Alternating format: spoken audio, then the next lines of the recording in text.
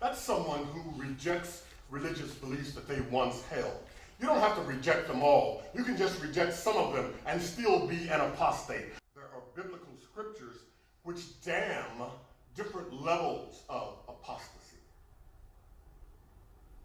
But I want to say something to you this morning. Here's one of my pearls.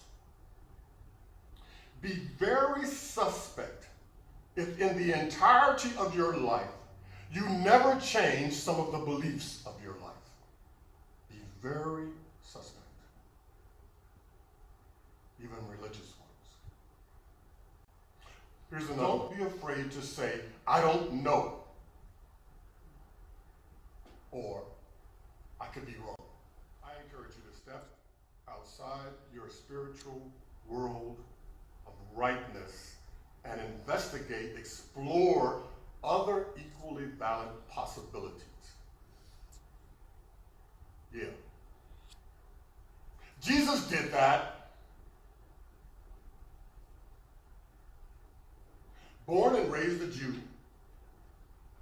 steeped in traditions and laws attendant to Jewry, he came toward the end of his ministry radicalized and apostatized. He was countercultural. He broke from tradition, and especially traditional Jewish beliefs taught that you could harvest on the Sabbath. That was against the Jewish belief. You know that Jesus was all about eating and drinking with other racial groups? That was apostasy. Here's what he did. He openly sanctioned secret prayer in your closet as opposed to public prayer with a quorum. Jesus did that. On the day of repentance, instead of covering yourself with sackcloth and ashes and fasting, Jesus said it was okay for you to wash yourself. He hung around them and otherwise manipulated dead bodies.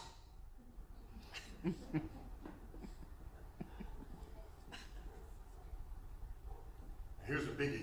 He referred to himself and allowed other people to refer to him as the Son of God.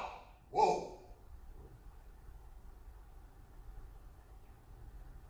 Routinely mocking the ritualism of the Jewish establishment of his day, Jesus was thought by them to be dangerous and a threat to the religious status quo. Especially since a growing segment of the population found appealing his message of love. Love across racial and social boundaries. Love at first and last resort. Love transcendent over established law. There's another scripture in the book of Matthew, 10th chapter. I think it's around the 30th. Not that I am come to send peace on earth. I am come not to send peace, but a sword. Now use your metaphorical mind. Jesus was saying, I have come to stir stuff up.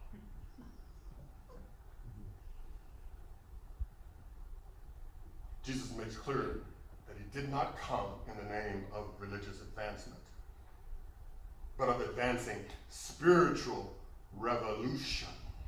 So, it was nothing new for Jesus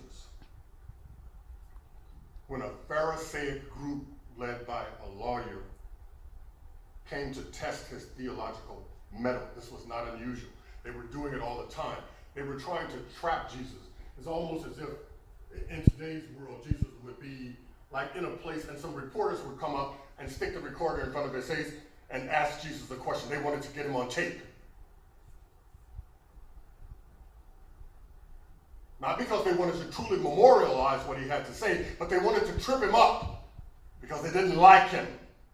And they didn't like what he was doing. One of them, which was a lawyer, asked him a question, tempting him and saying, Master, which is the great commandment in the law? Jesus said unto him, Thou shalt love the Lord thy God with all thy heart, and with all thy soul, and with all thy mind.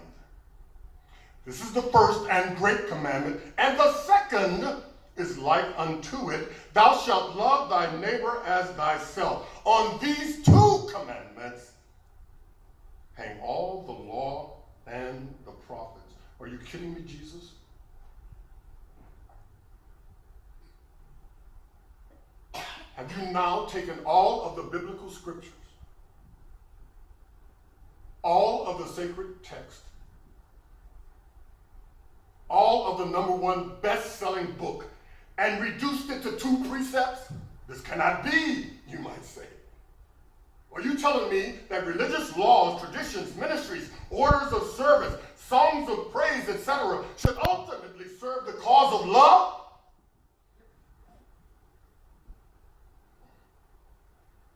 Is that your creed? Love is the fulfillment of God's law.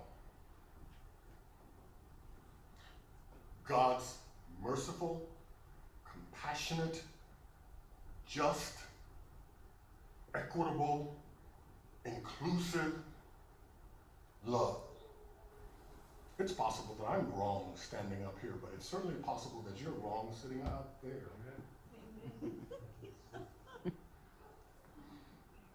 And when I look back over my life, my long life, my beautiful life that God has given me, with all its ups and downs,